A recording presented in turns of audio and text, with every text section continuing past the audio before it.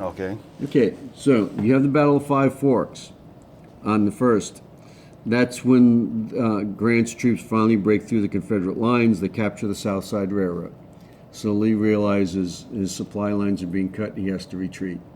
So there's 5 paths they're taking that's already been planned out. And they're supposed to meet here at Amelia Courthouse. There's supposed to be a train there with food. So they were going to follow the Richmond-Danville Railroad down to Danville. So they get here, and the train's there, but there's no food on it. And so Lee's going to delay. He delays for 2 reasons. 1, because they're going to try to get food from the local people. And 2, this group here under General Ewell was supposed to go across this bridge. And the bridge has been washed out. So they have to backtrack, lay planks, wooden planks, across the railroad bridge so they could get the wagons across. So they're delayed. That delay allows Union troops to get in front of them here on the railroad at Jetersville. So Lee decides he's not strong enough to break through. So now he's going to head westward, hoping to flank the Union Army.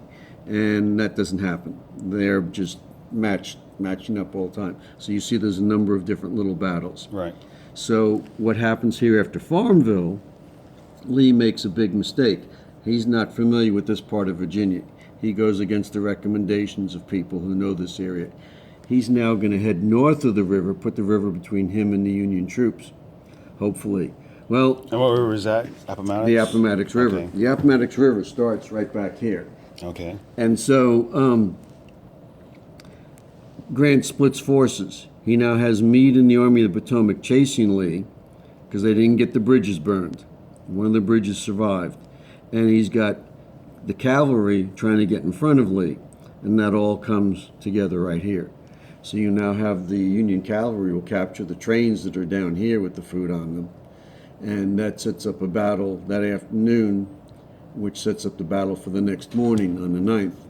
And it's that battle when Lee finally realizes he's not going anywhere. He's got troops in front of him, he's got troops behind him, he can't go. And so He just gives up pretty much. white flag goes out at 10 o'clock. He asks for a meeting with Grant. Grant sends word back, pick a place, I'll meet you there. That house gets picked. And so they meet there at about 1:30. Wow. And by 3 o'clock, it's all over. Wow, it's amazing. Yeah, we had that. Oh, thank you. Well, appreciate it. Yeah.